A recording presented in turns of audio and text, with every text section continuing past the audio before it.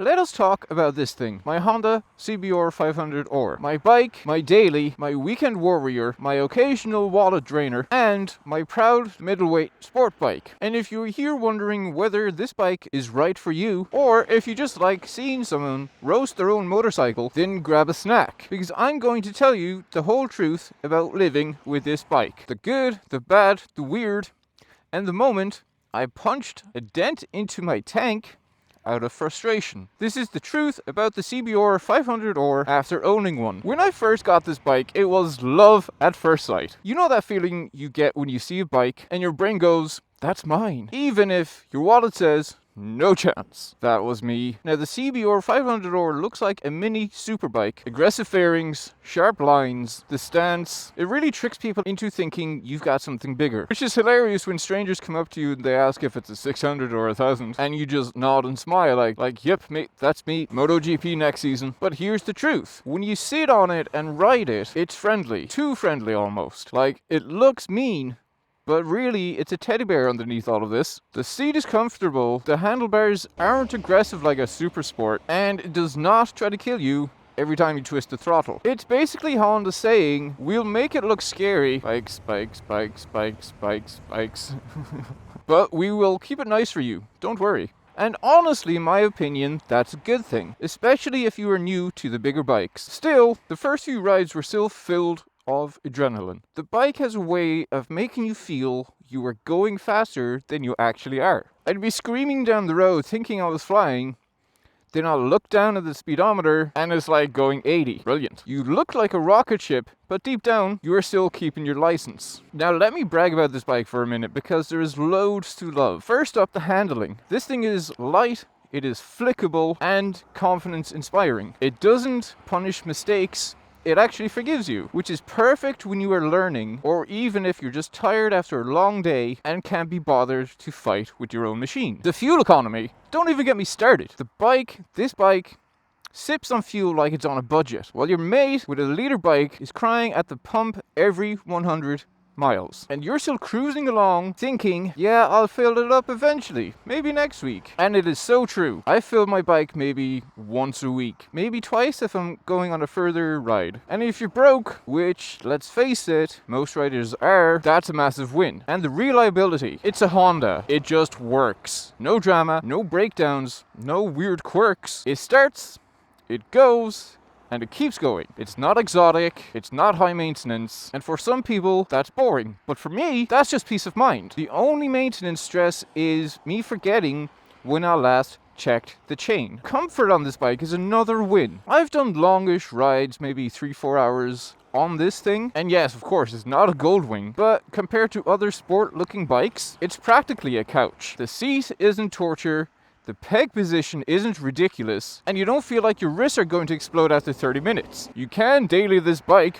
as I do myself. You can commute on it, you can ride it into the city without hating your life, and that's huge. But let's not pretend that this bike is perfect, because it is not by any means. First off, speed. Now don't get me wrong, this bike is quick enough. It'll do motorway speeds all day without complaining about it. But if you are coming from a bigger bike, or you've got mates who's got liter rockets, you are going to notice. You twist the throttle and you get enough. It's not insane. It's not hell-raising. Not, oh my god, my soul just left my body. And after a while, you do find yourself thinking or feeling, a bit more would be nice. And I am in this position currently. There are times where you're overtaking someone and it takes a minute. It takes a minute. And there are times, and in times like that, you're like, I wish I had more, you know? Wind protection. Yes, it's got fairings, but let's not kid ourselves. At motorway speeds, you are hanging on. The screen here helps it a little, but if you are taller than, let's say, a garden gnome, your helmet is catching wind. Mods. Oh boy. This bike is a slippery slope for mods. It starts with something simple like a tail tidy. Then maybe an exhaust. Then it is levers, it is bar ends, frame sliders, a windscreen, LED turn signals, although this bike has it. But before you know it, you spent half the bike's value on shiny parts and you're still scrolling eBay at 2 a.m. And let me tell you, it adds up. And here's another thing. Because it is so friendly, some riders do outgrow it, myself included. They want something faster, something that bites back. The CBR500R is that reliable friend that always shows up, never causes drama, but after a little while, you're like, maybe I want something that's just a little bit more toxic. So who's the CBR500R really for? Honestly, a lot of people. If you're a beginner who wants something that looks sporty, or that is sporty but isn't going to punish you, this is perfect. This is absolutely perfect. It'll give you the confidence without terrifying you. If you're a commuter who wants something that's practical but fun at the weekends, this is your bike. It is efficient, it is reliable, and it won't leave you stranded in traffic. Even if you are an experienced rider who just wants something middleweight for everyday use, the CBR500R makes sense. It doesn't scream attention really. It's not pretentious. It's just a solid, fun, dependable machine. Now who's it not for? The thrill chasers. If you're a guy who needs 200 horsepower just to go to Tesco, this bike is not for you. And that is totally fine. But don't come crying to me when you are filling your tank up every 20 minutes. Now living with this bike day to day is honestly a joy. I don't get scared starting her up. It's not extreme in any direction. It's not a full-on super sport. It is not a naked commuter. It's not a touring bike. It's this weird sweet spot somewhere in the middle. And that's why so many people, including myself, recommend it as an all-rounder. Now, would I change anything about the CBR500R?